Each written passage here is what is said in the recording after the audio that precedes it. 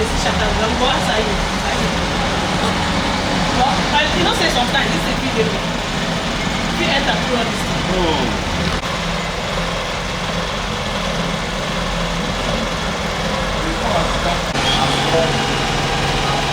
I was seated inside, and the next thing we had a very strange noise, and we had to run outside to know what's going on. The next thing I started hearing noises from upstairs, so we tried to see what was going on there.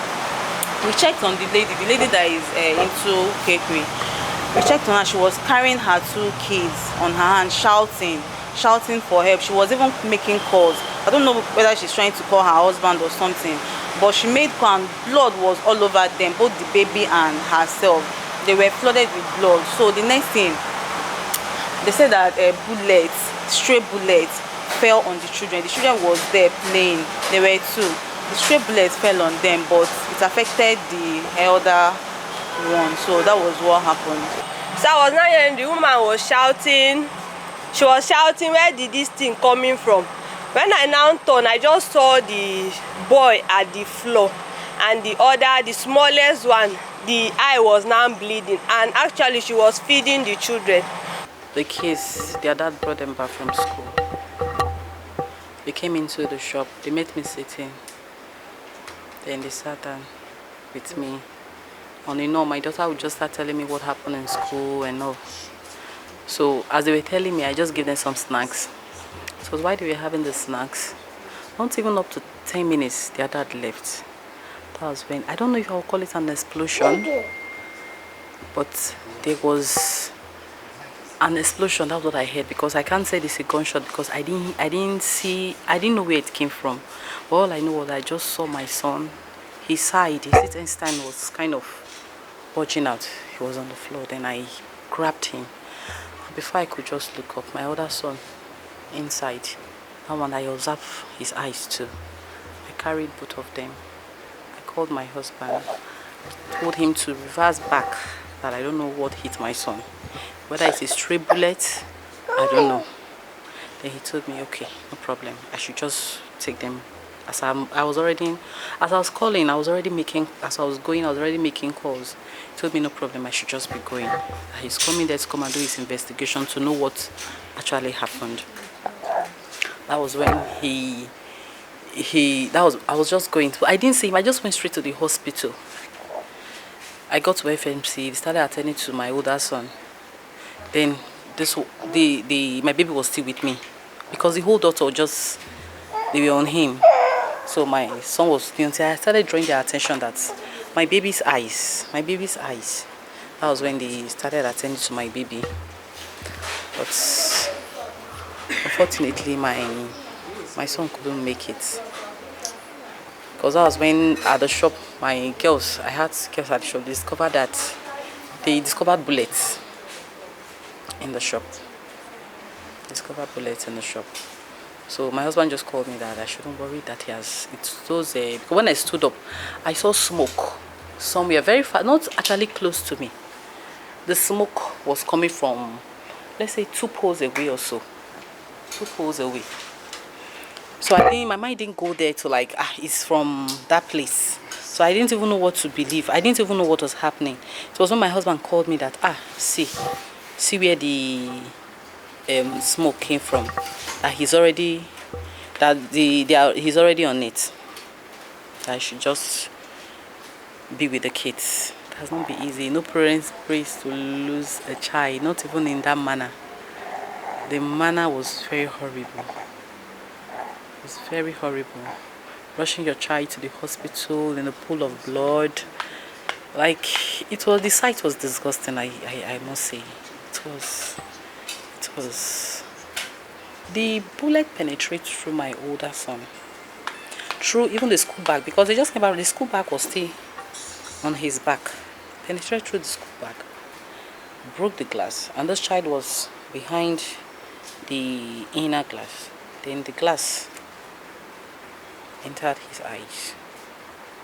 Then the bullet still went as far as penetrated through my demarcation in the shop, pierced through the working tables like, I don't know. I don't know if it's just one bullet that did all that. I don't know, because I was later sent, I asked someone to make videos of the whole scenario, the environment they did. But what I saw, I don't know if it's just one bullet that did all that. Between 4 to 4:30, I went to get my kids from the school.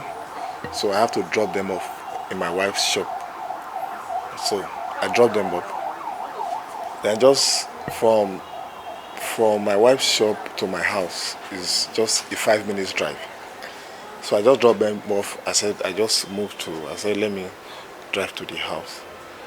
Not less than 3 minutes, my wife just called me back in Okpanam Road beside Sweet Spirit. Just called me back. Babe, please come back. Something is happening. I said, what happened? She could not even say anything. I said, is there anything gone short or something? She said, you don't even know. But what she saw was an intestine coming out of my son's body, and the other one fell, and they had a shot somewhere around the shop, and the glass was shattered, kind of. I just dropped my phone. I just come back. So she called me back again, less than 2 minutes. She said, we are going to FNC, meet us in FNC. I said, okay, I'm coming. But when I'm coming through when I was coming, I said, no, let me stop over at the shop and see what happened.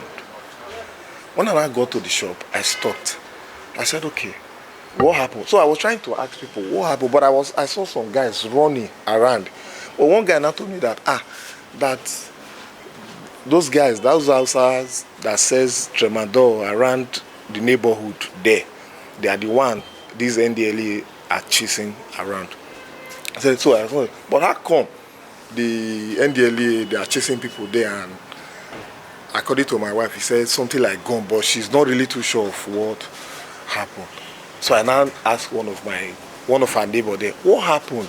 Is there any gunshot around? That one said no. So another person now came, whispered to me, that said, the gun when they shoot for there, now you affect your pikin, your wife not even know. So, before I know it, I saw one Hilos van was coming towards that direction. They were all armed with the tag of NDLEA. I saw another Sienna, the same NDLEA. I saw a Honda, the same NDLEA. But the one at the Honda at the front, the guy just opened the door. They were all with pistols. I saw the other one, they were all with different rifle, AK-47. So I now walked to one of the guys. So that guy have given me the information that it was the shot somewhere around the neighborhood that affected my child. I now went to go and approach the man. Say, okay, see waiting at the hill. The man did not just listen to me. So he wanted to move. Then I brought out my phone and I snapped him. Then snapped the other one. So the other one now rushed out with his gun, cracked it on me. He said, why am I doing the video on him? I should bring that phone. I said, bring the phone for what? You just keep me here. I'm not giving you this phone. We were not dragging. He was not dragging the phone from me, holding gun, doing me like this. Me and I was not holding back my phones. Then later, I not told him that the gun one I shoot, he don't kill my picking. Immediately they heard that, they just entered car. They zoned off. And so lucky I was mobile. I went to inside my car. I start my car. I followed them up. We were all going. I was shouting, they've killed my son.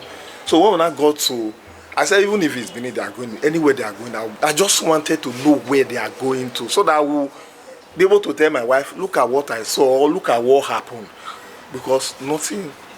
So what happened? When I got to Isela Saba Junction, they now stopped.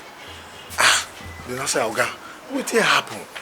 I said, I did tell una just now, say, the gun wanna shoot. When they told una they pursue those boys when they do drugs, don't kill my pikin. And this one they crack gun for me. So they now said, okay, let them call their commander. Then one of the guys now make call. And now said the commander said, I should come. I followed them to Isela Saba. I said, oh yeah, let's go. I just wanted to know where you guys are coming from. That is the only thing I wanted to know. I also want to know. So then we now went to Isela Saba. When we now got to Isela Saba, then the commander now went to go and meet the commander. Just told him, look at it's like the gun, what happened in Asaba has affected somebody. So the commander now called, come outside, now pleaded with me that I should not worry. They will handle it whichever way. That the word we need to do now, the most important, if I've seen my children. I said, I've not even seen them. That I'm going to, I said, let me even know where this thing is coming from before I will go and see them. Though my wife is there. Now she has to put a call across to my wife. She's not even picking, nobody is speaking.